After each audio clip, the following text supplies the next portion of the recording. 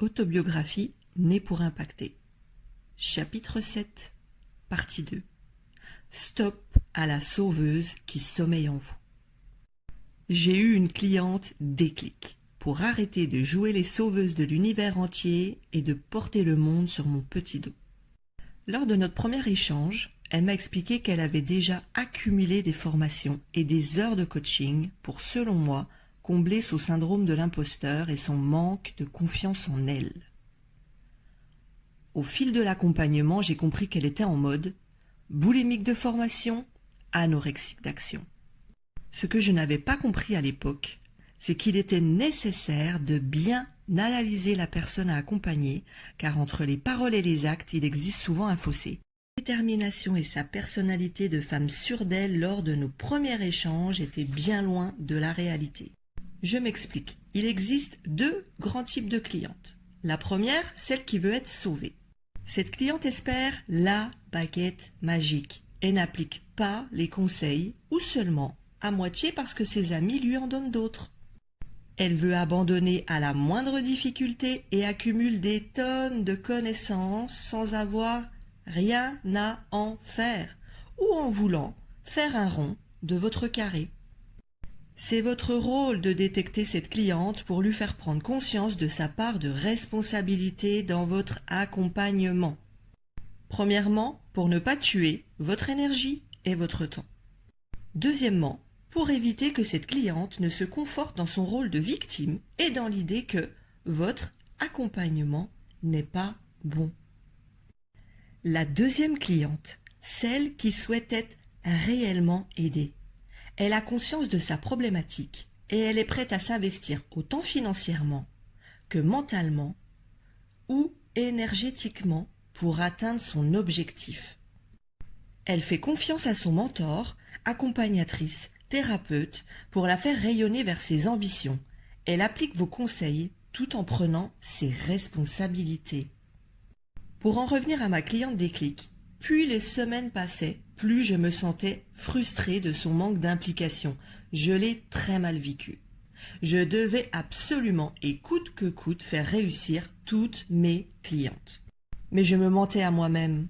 Je me mettais la pression. Je prenais sur moi la responsabilité à la place de cette cliente qui n'avait pas les résultats escomptés alors que les autres avançaient.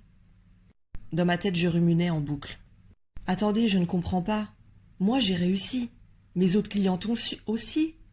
Je lui donne absolument tous les conseils et les stratégies nécessaires pour réussir et elle stagne. Mais j'ai loupé quelque chose là.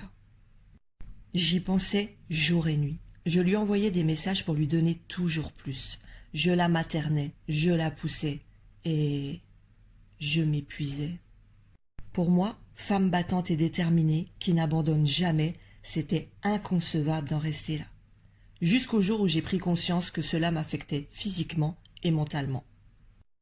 Alors j'ai décidé de relire tous nos échanges, son bilan de départ, de regarder ses vidéos, ses réseaux. Et là, bim, un éclair de lucidité.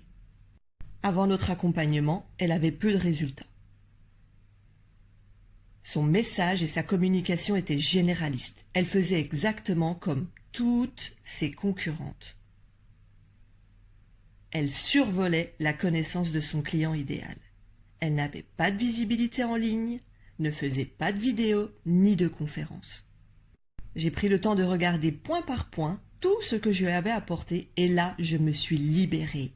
Elle appliquait sur ses réseaux à peine la moitié, voire le quart, des conseils précieux que je lui avais offerts et qui m'avaient permis, moi, de réussir. Par exemple, elle proposait des ateliers à 10 ou 20 euros au sein de son cabinet, tout en espérant que la proposition de ses accompagnements offre irrésistible à 1500 euros serait fluide. Elle faisait preuve d'un manque de cohérence totale malgré mes nombreuses mises en garde. En tant qu'accompagnateur, nous donnons des conseils parfois fermes. Néanmoins, c'est la cliente qui fait le choix final, c'est sa vie, son entreprise. Ouf, j'étais soulagée de cette prise de conscience. Avec ma sensibilité et mon grand cœur de sauveuse, je voulais changer la vie des autres.